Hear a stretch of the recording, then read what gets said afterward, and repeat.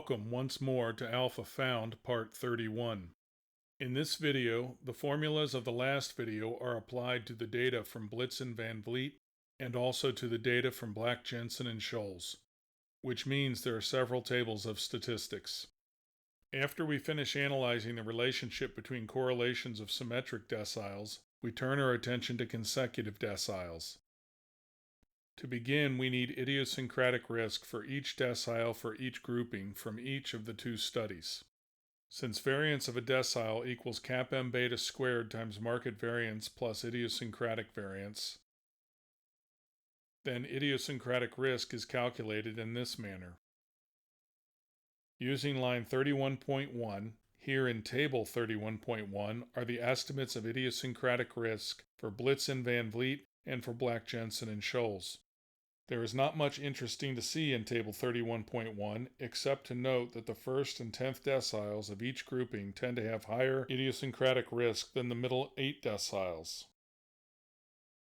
Recall from the last video that the difference in correlation between any two securities or portfolios comes down to the value of line 30.3, where the larger the value of 30.3, the lower the correlation. If we divide the values of table 31.1 by the square of their respective CAPM betas as seen in line 31.2, we get table 31.2. Visual inspection will confirm that each entry follows the pattern found in line 30.24, with the one exception in the 5th and 6th deciles of the second time period of BJS. Rather than perform a visual inspection, we can subtract out the right-hand side of line 30.24, which will net out the differences. The result is this inequality. Line 31.3 is the mathematical foundation for the observed relationship between correlations of symmetric deciles. Here is table 31.3 with the results from line 31.3 for each grouping of each study. Line 31.3 holds for every entry of table 31.3 but one, the 5th and 6th deciles of the second time period of BJS, the only entry with a negative value. Positive entries mean that a higher CAPM beta decile has a higher correlation than the symmetric lower CAPM beta decile.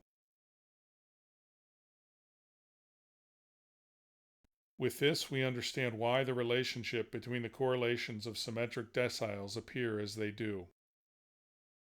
By following similar reasoning, it can be said that to a lesser degree there is a tendency for consecutive higher deciles to have increasing correlation.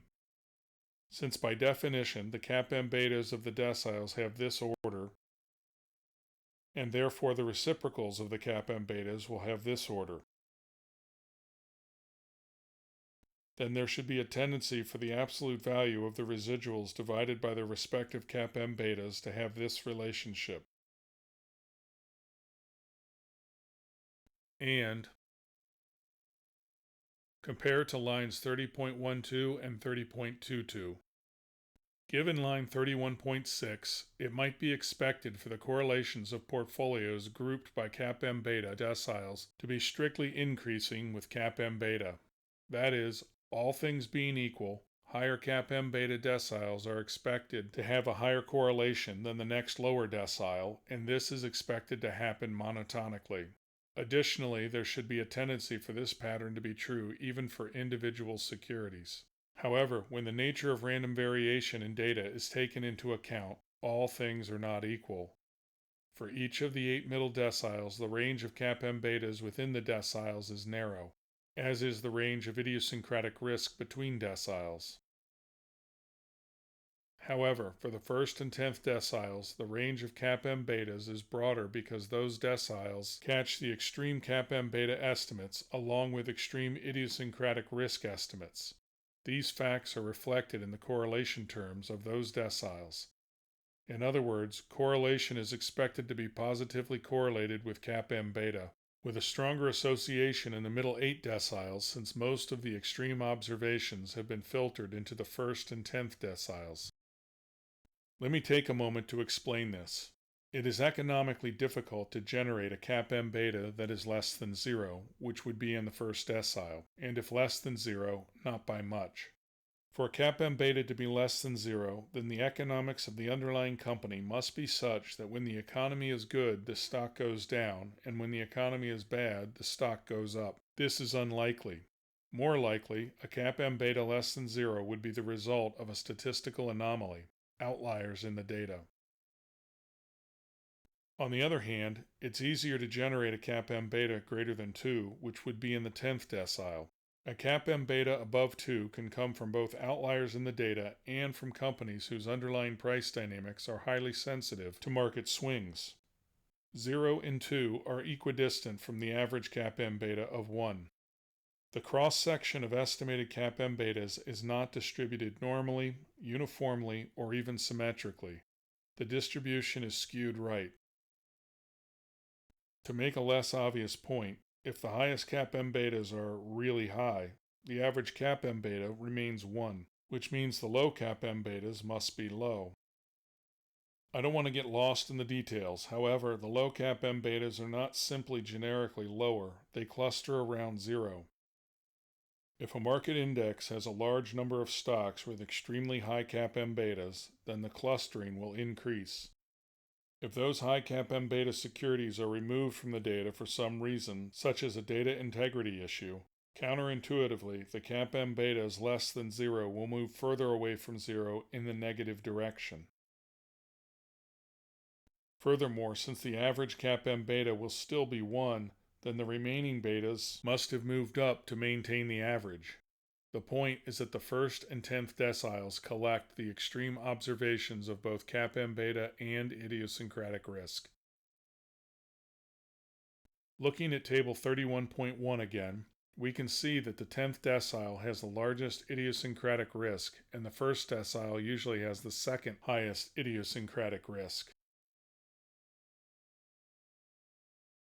When we look at table 31.2 again, which is the idiosyncratic risks divided by their respective CAPM beta squared, we see that the first decile is always highest, with the 10th decile almost always being second highest. If line 31.3 is modified to deal with consecutive deciles rather than symmetric deciles, we should get this inequality as a tendency.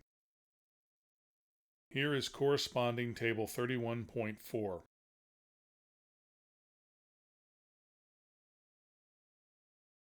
Each negative entry is a place where correlation is not increasing from one decile to the next higher decile. The multiple negative entries seen in the higher consecutive deciles is not what I would expect. The asymmetric distribution of betas in the cross-section likely has something to do with it. There is more work to be done on this point. Note that in each case, the value corresponding to the second decile is positive with respect to the first decile, but also in each case the 10th decile is negative with respect to the 9th decile. This means, as expected, in every case the second decile has a higher correlation than the first, but also, as expected, in every case the 10th decile has a lower correlation than the 9th decile. Finally, we need to check to see if CAPM beta is correlated with correlation. Here are the correlations between CAPM beta and the correlation for all 10 deciles and for the middle 8 deciles.